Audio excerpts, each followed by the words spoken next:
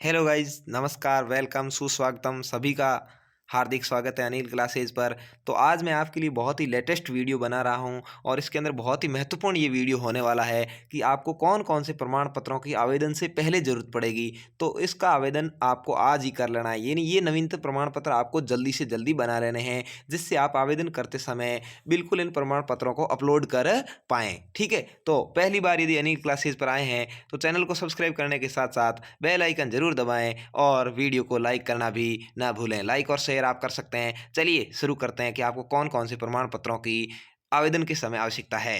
सबसे पहला बिंदु आप देख पा रहे हैं, अभ्यर्थी को वर्ग विशेष हेतु आरक्षित पदों का लाभ तभी देय होगा जब उसके मूल दस्तावेजों की जांच उपरांत अभ्यर्थी नियमानुसार पात्र होगा। ठीक है, तो आपको बिल्कुल जो ओबीसी का प्रमाण पत्र है वो ज़रूरी है ओबीसी एसबीसी के लिए, और जो एससी एसटी है उनके लिए भी अपना प्रमाण पत्र आपको बनवाना है। ठीक है, तो चलिए आगे। आरक्षित पदों हेतु अभ्यर्थियों को राजस्थान राज्य में सक्षम अधिकारी द्वारा जारी मूल प्रमाण पत्र भी जरूरी है। तो आपको जाति और मूल प्रमाण पत्र दोनों ही प्रस्तुत करने अनिवार्य हैं जिनको आरक्षण का लाभ लेना है, यानी ओबीसी एसबीसी एससी एसटी शहरिया आदिम जनजाति जो भी है उन सभी को मूल और जाति प्रमाण पत्र बनाना है। मूल प्रमाण पत्र कभी का बना हुआ चलेगा, जाति प्रमाण पत्र ओबीसी और एसबीसी के लिए नवीनतम बनवाना जरूरी है, जो 6 महीने से पुराना नहीं होना चाहिए। तो आप इसका आवेदन आज ही करके अपना जाति प्रमाण पत्र समय पर बना लें। अन्य पिछड़ा वर्ग अति पिछड़ा वर्ग का आ गया, प्रमाण पत्र में निवास स्थान और क्रिमिलियर और नॉन क्रिमिलियर की प्रविष्टियां हैं वो सही और पूर्ण होनी चाहिए। आपका प्रमाण पत्र जाति प्रमाण पत्र आप चेक कर लें कि उसमें नॉन क्रिमिलियर लिखा हुआ है या क्रिमिलियर लिखा हुआ है, और यदि सही नहीं है तो आप नया बना करके रख लें, अभी से ठीक रहेगा। अन्य पिछड़ा वर्ग अति पिछड़ा वर्ग का नवीनतम प्रमाण पत्र चाहिए जो पिता के नाम का, निवास और आय का होना चाहिए। लड़के तो लगभग सभी पिता के नाम का ही बनवाते हैं, लेकिन महिलाएं वो अपने पति के नाम का भी जाति प्रमाण पत्र बना लेती है, तो वो बिल्कुल ही मान्य नहीं है। ये बिंदु महिलाओं के लिए बहुत ही इंपॉर्टेंट है। 4 नंबर बिंदु, आपको अपने पिता के नाम का जाति प्रमाण पत्र और मूल निवास प्रमाण पत्र बनवाना है, वो बहुत ही जरूरी है। तो आप जाति प्रमाण पत्र है वो अपने पिता के नाम का ही बनवाएं, तभी आपको आरक्षण का फायदा होगा। पति के नाम का बनवाते तो आरक्षण का फायदा नहीं होने वाला है। चलिए आगे बढ़ते हैं। अनुसूचित जाति जनजाति शहरिया आदिम जाति का प्रमाण पत्र नियमानुसार सक्षम प्राधिकारी द्वारा निर्धारित प्रपत्र में जारी किया होना चाहिए। ठीक है, तो अनुसूचित जाति एससी एसटी और शहरिया है, इनको भी बिल्कुल अपना जो जाति प्रमाण पत्र है वो बनवाना है। बना हुआ है तो उनके चल जाएगा, नवीनतम की जरूरत नहीं होती है इनके। इनके भी पति के नाम, निवास का आधार, जारी प्रमाण पत्र मान्य नहीं है। तो महिलाएं इनमें भी पिता के नाम का ही प्रमाण पत्र जारी करवाएं।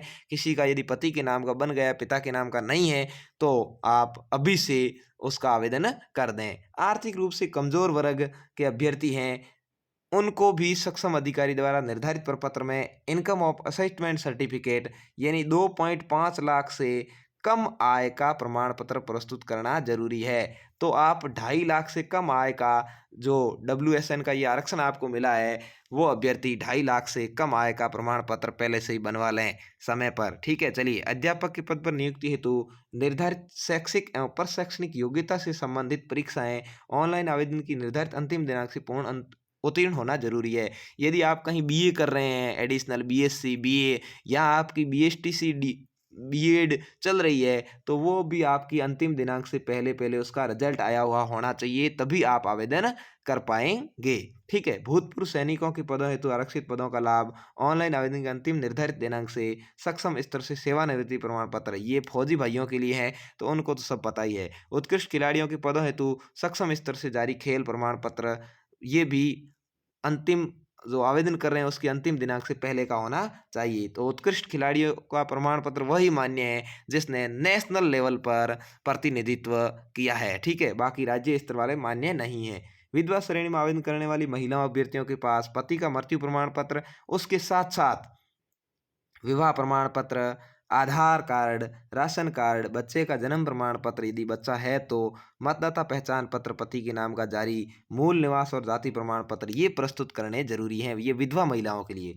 परित्यक्ता महिलाएं, तलाकशुदा महिलाएं जिनको कहेंगे, उनके लिए माननीय उच्च न्यायालय द्वारा जारी विवाह विच्छेद की डिग्री, जिसको तलाकनामा भी कहते हैं, प्रस्तुत करना जरूरी होगा।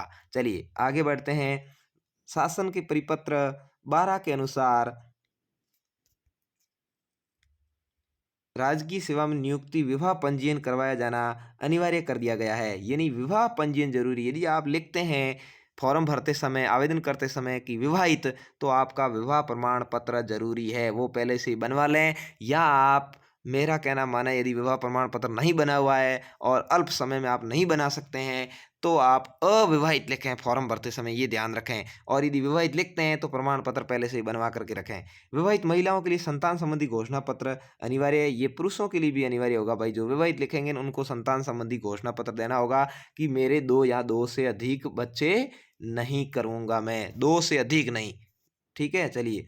अभ्यर्थी की अंतिम शैक्षणिक संस्था द्वारा जारी चरित्र प्रमाण पत्र भी जरूरी है, जहाँ से आपने अंत में 12th या बीए या एमए जो भी की है, शैक्षणिक योग्यता है, पर शैक्षणिक नहीं है, ध्यान रखना। आपको डिग्री वाली, कॉलेज वाली, बीएसटीसी बीएड वाली संस्था का चरित्र प्रमाण पत्र चाहिए ही चाहिए। साथ में आपने जहाँ से 12th या अंतिम में यदि 12th की है या बीए की है या बीएससी की है या एमए की है, तो वहाँ का चरित्र प्रमाण पत्र प्रस्तुत करना जरूरी है। तो वहाँ का चरित्र प्रमाण पत्र आप कॉलेज जाकर के या स्कूल जाकर के पहले ही ले आएँ। उस पर अच्छा लिखा हुआ होना जरूरी है, ध्यान रखना है। ठीक है, उसके अलावा अभ्यर्थी को 2 राजपत्रित अधिकारियों द्वारा जारी नवीनतम चरित्र प्रमाण पत्र भी प्रस्तुत करने होंगे। तो आप कोई भी, जो राजपत्रित अधिकारी कहते हैं फर्स्ट ग्रेड हो, उनसे 2 चरित्र प्रमाण पत्र पहले से ही बनवा लें, और उसके अंदर उनकी भी डिटेल आएगी और आपकी भी डिटेल आएगी। तो ये 2 चरित्र प्रमाण पत्र आप बिल्कुल बनवा लें समय पर। अभ्यर्थी को चयन उपरांत आचरण संबंधी पुलिस सत्यापन,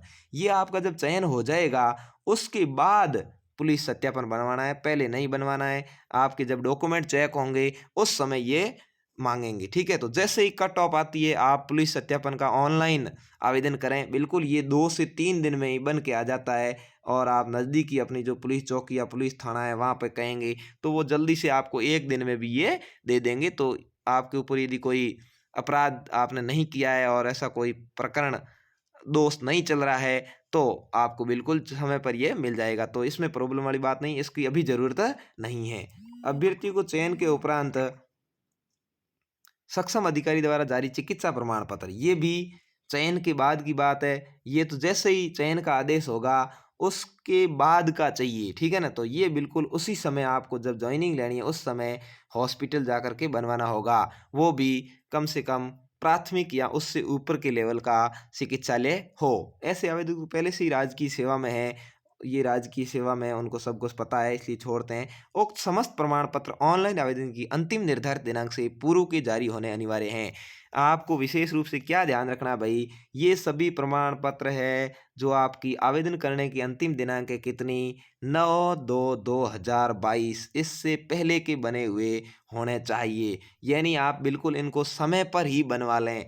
मेरा तो कहना यही कि आप 20 जनवरी 2022 से पहले पहले इन प्रमाण पत्रों को बनवा लें, क्योंकि बाद में क्या पता भाई बन के आए कि नहीं आए समय पे, तो इसकी वजह से आप अयोग्य घोषित नहीं हो जाएं। इसलिए आपको इनको समय पर बनाना है। आवेदक द्वारा ऑनलाइन आवेदन पर प्रस्तुत कराई गई सूचना के आधार पर ही अभ्यर्थी की पात्रता की जांच की जाएगी। आपने जो फॉर्म भरते समय भरा है उसके आधार पर ही आपके डॉक्यूमेंट चेक होंगे। तो आपको फॉर्म भरते समय क्या क्या सावधानी रखनी है ये भी मैं अगले वीडियो में बताने वाला हूँ, तो उसको भी आप जरूर देख लें। ठीक है, किसी भी प्रतियोगी पात्रता परीक्षा में वंचित किए गए आवेदक जिनके वंचित होने की अवधि आवेदन पत्र प्राप्ति के अंतिम दिनांक तक समाप्त नहीं हुए है, इस भर्ती हेतु आवेदन नहीं कर सकते हैं। यदि कोई परीक्षा के अंदर नकल करते वगैरह पकड़े गए हैं और उन पर 2 या 3 साल तक परीक्षा में बैठने का प्रतिबंध लगा दिया गया है, तो वो जब तक पूरा नहीं होता है वो नवीन आवेदन नहीं कर पाएंगे। तो ये सारी जानकारी थी आवेदक से पहले कौन कौन से प्रमाण पत्रों की जरूरत है। ठीक है, तो इसको आपने अच्छे से समझा और इससे संबंधित ये प्रमाण पत्र आपको समय पर बना लेने हैं। मैं और भी बहुत सारी जानकारी, इसमें चयन का आधार क्या रहेगा और कौन कौन से डॉक्यूमेंट्स की ज़रूरत आपको फॉर्म भरते समय पड़ेगी और कौन कौन से डॉक्यूमेंट आपको आगे डॉक्यूमेंट चेक करवाओगे तब पड़ेगी, उसके अलावा और भी बहुत सारी जानकारी की आपको ज़रूरत है अभी। तो उन सभी जानकारी के लिए आप अनिल क्लासेस चैनल को सब्सक्राइब कर दीजिए, जिससे आपको सेलेक्ट होते समय किसी भी परेशानी का सामना नहीं करना पड़े। ठीक है, अपने दोस्तों के साथ भी शेयर करें जिससे वो भी इस परेशानी से बच सकें। ठीक है, इसके अलावा आप यूट्यूब पर अधिकृत जो है उनसे ही ये रीड संबंधित जानकारी देखें। बहुत सारे फेक यूट्यूबर हैं, उनसे भी बचें। सुरक्षित रहें। धन्यवाद।